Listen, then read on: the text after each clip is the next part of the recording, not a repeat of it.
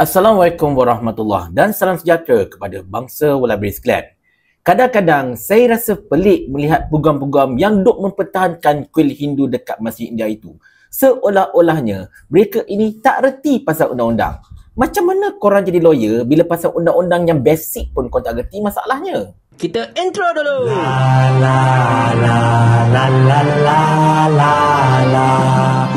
Cerita macam ni tuan-tuan dan puan-puan sekalian. Kita berbalik kepada kisah kuil dekat Masjid India yang hendak dipindahkan kerana Jakil hendak buat masjid dekat kawasan tersebut di atas tanah mereka. Di mana benda ini tidak sepatutnya menjadi kontroversi sebab memang betul pun sekarang ini kuil itu berada di atas tanah Jakil. Tak kira Jakil itu beli kemudian ke apa-apa ke whatever ke, tetapi memang kuil tersebut berada dekat dalam tanah Jakil, maka kalau Jakil nak minta mereka pindah, mereka kena pindah. Benda ini dah banyak presiden tuan-tuan dan puan-puan sekalian. Bahkan ada melibatkan rumah orang pun sebenarnya. Tetapi for some reason, para peguam yang dok mewakili kuil tersebut seolah-olah macam hendak memutarbalikan keadaan dan mereka membeluahkan hujah-hujah yang saya cakap terus terang memang sangat-sangat pelik sebenarnya dan tidak boleh terima akal. Dan antara hujah mereka mengapakah kuil itu patut dikekalkan kat situ ialah kuil itu dah wujud lama. Mereka kata sejak 130 tahun lepas. Yang itu saya tak nak campurlah betul atau tidak sebab basically-nya kalau kau nak dakwa apa-apa kena ada rekod, kena ada grant, kena ada dokumen. Kalau setakat kuil itu sekadar ada kat situ dan kemudian terus dakwa 110 tahun, benda tu tak jadi bang. Dia kena ada rekod. Tetapi yang paling kelakar sekali tuan-tuan dan sekalian, antara alasan yang mereka gunakan, mereka macam nak play victim lah saya ceritakan, ialah bila mereka kata, oh DBKL jual tanah itu dekat JK tanpa pengetahuan kami. So mana boleh itu ketidakadilan bagi kami. So sekarang ini adakah merupakan satu kesalahan sekiranya kalau DBKL ataupun mana-mana pemilik tanah yang asal jual tanah itu pada pemilik tanah yang baru dengan tidak memberitahu mana-mana pihak yang berada di atas tanah tersebut sama ada secara halal ataupun haram. Baik, jawapannya ialah pemilik tanah itu boleh buat apa sahaja yang mereka suka. Tidak ada sebarang obligasi untuk mereka beritahu dekat mana-mana orang duduk kat tanah tu. Contohnya kan, kuil yang didirikan tanpa kebenaran itu, okey, kita kena beritahu, oh kena beritahu dia ni, kita jual tanah kat orang lain. Tidak ada obligasi. Kalau ada pun obligasi, mereka just beritahu pada tenant-tenant yang memang sahih kat atas tu. Memang orang kata contohnya kan, atas tanah tu dia ada orang yang memang sah. Memang ada kebenaran, memang telah dibina atas permit dan sebagainya. Mereka beritahu, okey selepas ini, tanah ini aku jual dekat sekian-sekian-sekian, lepas ni kau kena bayar cukai tanah dekat orang ini. Itu boleh. Tetapi untuk orang-orang yang mendirikan bangunan secara tidak betul ini, secara tidak permit, tiada permit, secara haram ini, memang tidak ada sebarang obligasi pun pemilik tanah nak kena beritahu dia, aku jual tanah ni dekat orang lain dan sebagainya. Itu memang hak pemilik tanah. Kau tak boleh buat apa. Benda dah ada presiden tau. Benda dah ada presiden di mana pemilik tanah yang asal telah jualkan tanah itu pada orang lain tanpa pengetahuan mereka yang buat bangunan ke atas tu secara illegal. Dan bila benda tu bawa ke mahkamah, dan mahkamah kata ini memang hak mereka lah. Hak pemilik tanah. Kau tak boleh buat apa sekarang ini kan. So sekarang pemilik tanah kata kau kena keluar, kau kena keluar. Kau tak boleh buat apa. Seperti mana yang telah disebutkan oleh saudara Syamsir Sintin, Dr. Syamsir Sintin, peguam tersohor yang juga merupakan sahabat saya, mungkin kuil itu dibina atas kebenaran secara lisan oleh tuan tanah yang asal. Dulu-dululah mungkin kan mereka bina kuil itu, tuan tanah yang asal tu kata tak apalah kau nak buat-buatlah. Dia tak ada hitam putih, tak ada grant, tak ada apa, okey buat. Kiranya kebenaran secara tesik bak kata orang. Tetapi along the way, bila tanah itu bertukar dan sebagainya, so kuil itu sebenarnya tidak selamat. Dia masih lagi berada dalam tanah orang dan dia kena tahu bila-bila masa saja kalau tuan itu nak ambil tanah itu dan nak buat benda lain, maka dia kena berikan tanah itu pada tuan itu so that tuan itu boleh buat kerja-kerja dia dan dia kena keluar. Itu memang tak boleh buat apa. Itu memang merupakan satu perkara yang memang ada dalam undang-undang pun kalau ikutkan. Jadi memang tak boleh play victim lah. Kata, oh DBKL telah jual tanah itu tanpa mengetahuan kami sebagainya. Itu silap korang. Korang kata dah duduk situ sejak 130 tahun. Kenapa tak ada sekali pun korang berusaha untuk dapatkan tanah itu? Korang tak pergi jumpa dengan DBKL ke, pejabat tanah ke apa-apa ke, untuk minta agar tanah itu, lot itu diserahkan pada korang. Geran ke, kan, kebenaran duduk ke, DO ke apa-apa ke, tak kisahlah. Yang penting korang pergi jumpa DBKL atau pejabat tanah, dapatkan kebenaran untuk duduk dekat situ. Kan? Tetapi korang tak buat. Kalau ada korang buat, itu yang kita tanya. Kalau betul korang buat, then kena sediakan dokumen. Tunjuk dokumen itu. Macam contoh Seri Makmur dan sebagainya kan, kampung-kampung Melayu yang diranduk kerana pembangunan itu. Mereka at least ada documentation. Mereka pergi naik jabatan bawah tanah sebagainya, mereka tunjuk dokumen, mereka tunjuk surat, mereka tunjuk pertemuan lawyer semua. Everything mereka tunjuk. Itu pun tak boleh juga. Itu pun pihak kerajaan kata, oh tak boleh. Yang ni pemaju dah beli, kau tak boleh buat apa. Nampak tak? Dah ada dokumen tu. Apatah lagi benda yang didirikan tanpa dokumen dan tidak langsung sebarang rekod yang mereka dah berusaha untuk dapatkan tanah itu. Jadi by law lah kan, kita cerita by law lah. Ini bukan cerita pasal agama tau. Lagi sekali saya cakap, ini bukan cerita soal keagamaan ke, soal perkauman ke apa, tidak. Tetapi secara perundangannya, kuil itu tak boleh buat apa.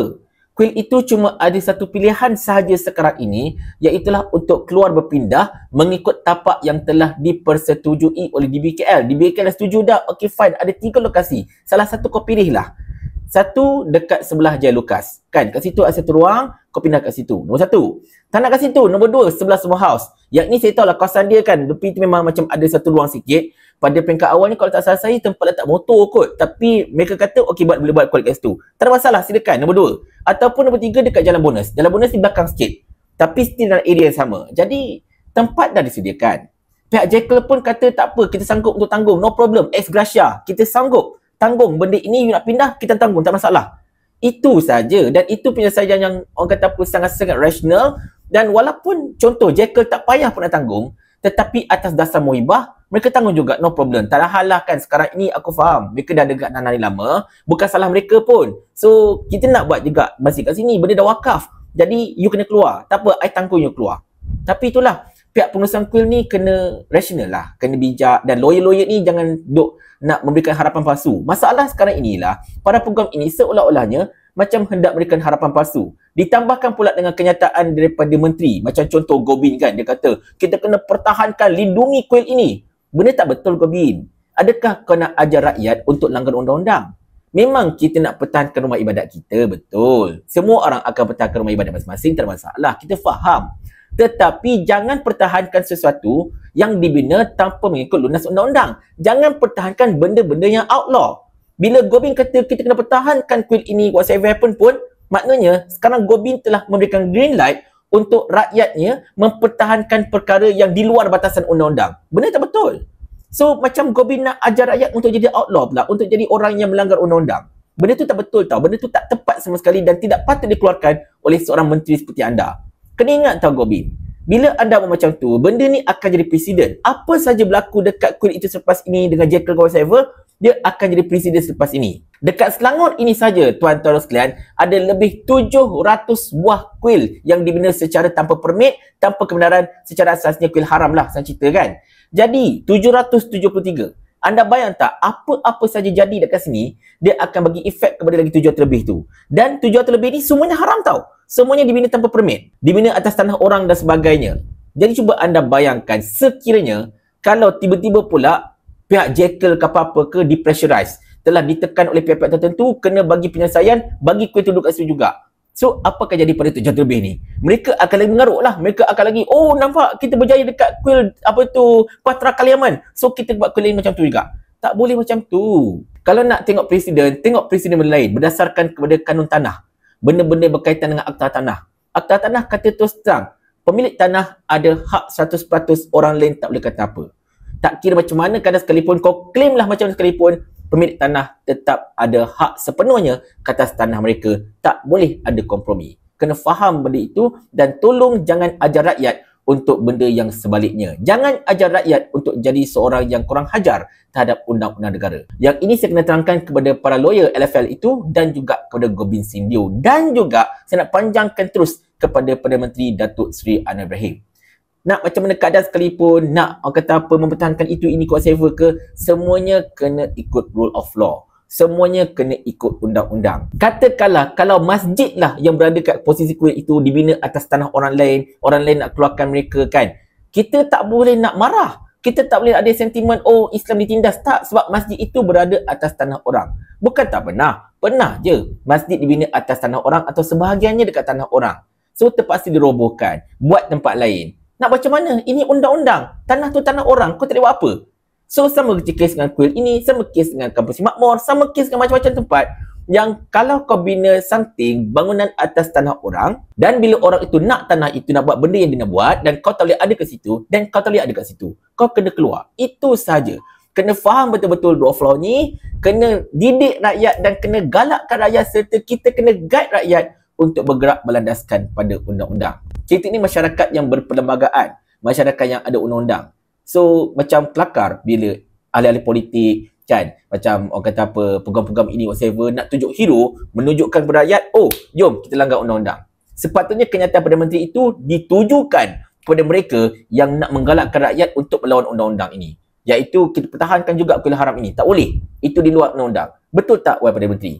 Tetapi itulah, sekarang ini kita menyaksikan dengan begitu rapat apa yang terjadi, dan saya harapkan tak ada kontroversi lagi dah. Tidak akan ada kenyataan-kenyataan bodoh yang dikeluarkan oleh mana-mana pemimpin ke, mana-mana NGO ke apa-apa ke berkenaan dengan isu kuil ini. Benda clear cut. Sekarang ini kuil itu nak tak nak dia kena keluar, pergi saja ke mana-mana tempat yang telah dicadangkan oleh DBK itu. Jika sanggup bayar, end of story, masing-masing happy. Itu saja. Tetapi anda kata kalau masih ada orang yang cuba menanggut dia keruh dan cuba untuk jadi hero walaupun dengan memberikan harapan palsu kepada masyarakat India kat situ, saya cakap terus terang, ini soalan yang ingin saya tanyakan kepada anda. Mau tak tuan hamba kalau hamba kirimkan ke akhirat?